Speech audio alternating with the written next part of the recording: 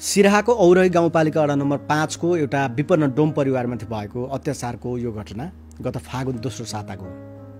त्यो ठाउँमा महायज्ञको तयारी गरिएको थियो। यसका हर्ताकर्ता थिए महात्यागी भन्ने बजरङ्गी बाबा। उनले गाउँपालिका अध्यक्ष शिवजी यादवलाई महायज्ञ गर्ने स्थानबाट डोम परिवारलाई हटाउन भन्छन्। उनले जातीय लालछना लगाउँछन्। डोम भनेका अछुत हुन्। महायज्ञ गर्ने स्थानमा उनीहरूलाई राख्दा यो अपवित्र हुन्छ।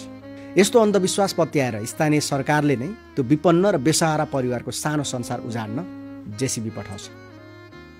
दीपक मरिक र अनिता मरिकको त्यो घर जनता आवास कार्यक्रम मार्फत 5 वर्ष अघि सरकारले नै बनाइदिएको थियो। दीपक र अनिता गाउँपालिका र स्थानीय प्राथमिक स्वास्थ्य केन्द्रका सफाईकर्मी थिए। करारमै भए पनि उनीहरू सरकारी कार्यालयमै सेवा गरिरहेका थिए। गाउँपालिका अध्यक्षले घर भत्काउन डोजर पठाएको दिन पनि उनीहरू काममै हुन्छन्। हप्ता दिन अघि मात्रै दीपक र अनिताले घरमा बुहारी भित्राएका थिए। डोजर आउँदा घरमा उनीहरूकी बुहारी र ससाना केटाकेटी मात्रै थिए। भूमिपूजन गर्नु छ भन्दै हतारिएका बजरङ्गी बाबाले घरबाट तुरुन्तै सामान झिक्न आदेश दिन्छन्। अनिताकी बुहारी र केटाकेटीले भ्याए जति र सके जति सामान झिक्छन्। त्यतिकैमा डोजरले घर भत्काउन थाल्छ। झिक्न नभएका केही सामान त्यहीँ पुरिन्छन्।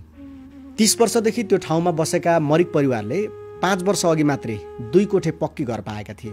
त्यो पनि निमेषभरमै डोजरले ढालिदियो। आफूलाई रोजगारी दिएका गाउँपालिका अध्यक्षले अर्को व्यवस्था गरिदिने आश्वासन दिँदा दीपकले मुन्टो हल्लाएर सहमति जताएका थिए। तर विगतका दुःख सुख जोडिएको स्थानमा बनेको घर ध्वस्त भएको देख्दा उनले मन सम्हाल्न सकेनन्। तर यसको विरुद्ध उनले बोल्न पनि सकेनन्। न अरू कसैले उनीहरूमाथि भएको अन्याय बाहिर ल्याउने साहस गरे। दीपक र अनिताका लागि त्यो घर केवल इँटाको थुप्रो थिएन, सपनाको संसार थियो।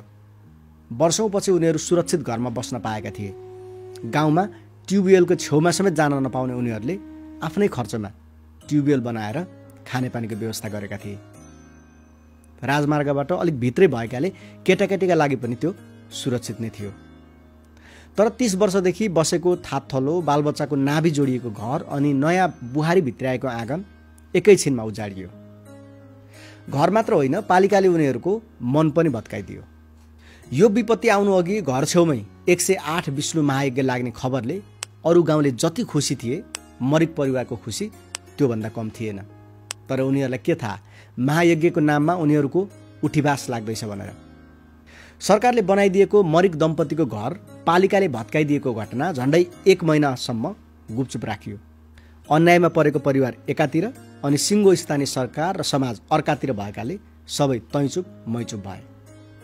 जागिरबाट निकालिने डरले दीपक र अनिताले कतै उजुर बाजुर गर्ने हिम्मत गरेनन्।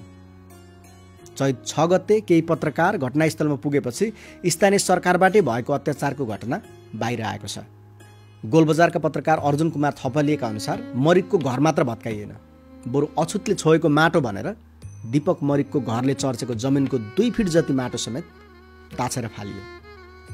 इँटाको घर उजाडेर मरिक परिवारलाई 2 कोठाको फुसको घरमा सारिएको छ। स्थानीय श्री सुन्दर जनता माध्यमिक विद्यालय औरहीको जग्गाको एउटा कुनामा उनीहरूलाई झुप्रो दिइएको छ। साना केटाकेटी भएका उनीहरूलाई दिइएको घरबाट बाहिर निस्कन साथ राजमार्ग छ। 45 वर्षीय अनिता र उनका श्रीमान दीपक सहित परिवारमा 7 जना छन्। सुनसान ठाउँमा बस्न बाध्य मरिक परिवार अहिले खानेपानी, बिजुली र सुरक्षा अभावसँग जुधिरहेको छ। आफ्नै ट्युबवेल छैन। अछुत भनेर गाउँमा कसैले पानी भर्न त के, आँगन टेक्न समेत दिँदैनन्। चैतको चर्को घाममा तिर्खाले छटपटाउनु परेको छ। अनिता र दीपकका लालाबाला बिरामी पर्न थालेका छन्। उनीहरूलाई वर्षायाममा डुबान हुने ठाउँमा राखिएको अर्का पत्रकार आशिष विश्वकर्माले बताए। अनिताको परिवारलाई राखिएको ठाउँ बर्खामा भेलबाढीले जलमग्न हुने गरेको छ। गर्मी बढेसँगै सर्प निस्कन्छ। अन्धकारमा भयभीत भएर उनीहरूले रात काटिरहेका छन्। मिडियाकर्मीले उनीहरूलाई घटनाबारे सोधेका थिए। यसबारे अनिताले गाउँपालिका अध्यक्ष र वडा नम्बर 5 का पूर्व वडा अध्यक्ष दिलीप यादवले दबाब दिएर हट्न बाध्य पारेको बताएकी छन्। उनले आफ्नो पुरानो घर बिर्सेकी छैनन्। त्यसैले त घरको एक भग्नावशेष टिपेर फुसको छाप्रो नजिकै ल्याएर थोपरेकी छन्। उनी आफै मुटुकी बिरामी हुन्। अनिताको परिवारलाई नयाँ ठाउँ किन पनि असुरक्षित लागिरहेको छ भने उनीहरूलाई राखिएको जग्गा विद्यालयको हो।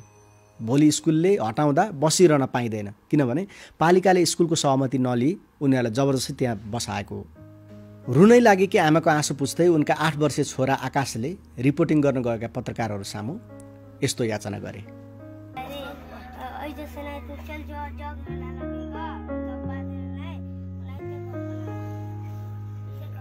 जमीन के गर्छ? स्कुल के जमीन छ। यो चित्र हेर्नुस् त, अनिताले घरको ढोकामै शिवजी, विष्णु, गणेश र लक्ष्मीका चित्रहरू टाँसेकी छन्। यी चित्र कागजका टुक्रा मात्र नभएर उनको आस्था र दैनिक प्रार्थनाका प्रतीक पनि थिए। तर धर्मकै नाममा उनीहरूमाथि अत्याचार भयो। अनिताको घरमा टाँसिएका भगवानका तस्बिरले देखाउँछ उनीहरू पनि आफ्नो धर्म अनि आफ्नो ईश्वरप्रति उत्ति नै समर्पित छन् जति बजरङ्गी बाबाहरू छन्। तर बजरङ्गी बाबाहरूले धर्मको नाममा उनीहरूलाई मानिस होइन अछुत करार गरिदिए। पीडित परिवारसँग कुरा गरेर फर्केका पत्रकार थपलिया भन्छन्, यो धर्मको नाममा गरिएको विश्वासघात हो, अपराध हो। हिन्दू धर्मले वसुधैव कुटुम्बकम अर्थात् संसार नै परिवार हो भन्छ। तर यही धर्मको छायामा भइरहेको छुवाछुतले अनिता जस्ता धेरैलाई परिवारबाट एक्ल्याएको मात्र छैन, मान्छे नै होइन भन्ने भान गराइदिएको छ। अनिता भावुक हुँदै भन्छन्, डोमको कोखमा जन्मेकै कारण आज हामीले यस्तो अपमान भोग्नु पर्यो। डोम रहते तो जग नहीं करबे। कथि नाम छ? हटा देलके चल जाओ देलके जमीन और देलके देखे छे उमिया माइट काट के पढ़ा देलके। बजरङ्गी बाबाले यज्ञ गरेर पवित्र गर्न खोजेको ठाउँमा अनिताको घरले छोएको माटोलाई अशुद्ध करार गरिदिए। तर यज्ञको पवित्र अग्निमा डोम समुदायको आत्मा जलाएको बजरङ्गी बाबाको पापलाई कसले करार गरिदिन्छ? प्रश्न पेचिलो छ। अनिताले आफूसँगै भगवानका तस्बिर पनि फुसको घरमा सारेकी छन्। उसै गरी ढोकामा ती चित्रहरू टाँसेकी छन्। मान्छेले गरेको अमानवीय व्यवहारको दोष ती चित्रका भगवानलाई लगाएर टाढिन सायद उनी चाहदिनन्। अनिताका छोरा अर्जुनले प्रश्न गरे, के हामी मान्छे होइनौँ? हाम्रो घरले त्यहाँ यज्ञ गर्ने के बाधा पुर्यायो? त्यहाँ अरू पनि जाति थिए, तर डोम भएकै कारण हाम्रो मात्र घरमा डोजर चलाइयो। अछुत भनेर त्यहाँको माटो समेत खनेर फालियो। यज्ञ आयोजक समितिका अध्यक्ष समेत रहेका गाउँपालिका अध्यक्ष शिवजी यादवले मरिक परिवारको घर भत्काएको स्वीकार गरेका छन्। अर्को व्यवस्था गरेर उनीहरूको सहमतिमै सारिएको उनको दलिल छ। त्यहाँ कृषि बजार लगाउन 3 करोडमा टेन्डर लागेको समेत उनले बताएका छन्। घर भत्काए पनि अर्को स्थानमा पुनर्स्थापना गरिदिएको भन्दै यादवले क्याम्पस बनाउन यज्ञ आयोजना गरेको जिकिर गरे। उनले घर भत्कायौँ अर्को बनाइदियौँ भनिरहँदा एउटा प्रश्न अनुत्तरित छ, के नयाँ घरसँगै मरिक परिवारको भत्किएको मन पनि बन्छ? सार्वजनिक हितको नाममा दलित परिवारमाथि अन्याय गर्ने गाउँपालिका अध्यक्ष यादव उपेन्द्र यादव नेतृत्वको जनता समाजवादी पार्टीबाट निर्वाचित स्थानीय सरकार प्रमुख हुन्। वडा नम्बर 5 का भूतपूर्व वडा अध्यक्ष दिलीप यादव भने सीके राउत नेतृत्वको जनमत पार्टीको औरही गाउँपालिका अध्यक्ष हुन्। घटनास्थलमा पुगेर फर्केका पत्रकार अधिकार कर्मीहरूका अनुसार दीपक र अनितालाई जागिर खाइदिने धम्की दिएर चुप लाग्न र आरोप फिर्ता गर्न दबाब दिने काम भइरहेको छ। सहयोगको मद्दतमा पीडित दीपकले चैत 6 गते राष्ट्रिय दलित आयोगमा न्यायको याचना गर्दै उजुरी दिएका छन्। दलित अभियन्ता स्थानीय कबुली पासवानले मरिक परिवारले न्याय पाउनुपर्ने बताए। औरही गाउँपालिकामै घर भएका राष्ट्रिय दलित आयोगका पूर्व सदस्य समेत रहेका पासवानका अनुसार दीपकलाई लखेटिएको क्षेत्रमा 5 घर दास र तातमाहरूको छ। ती कसैको पनि घर भत्काइएन, डोम परिवारको मात्रै घर भत्काइयो।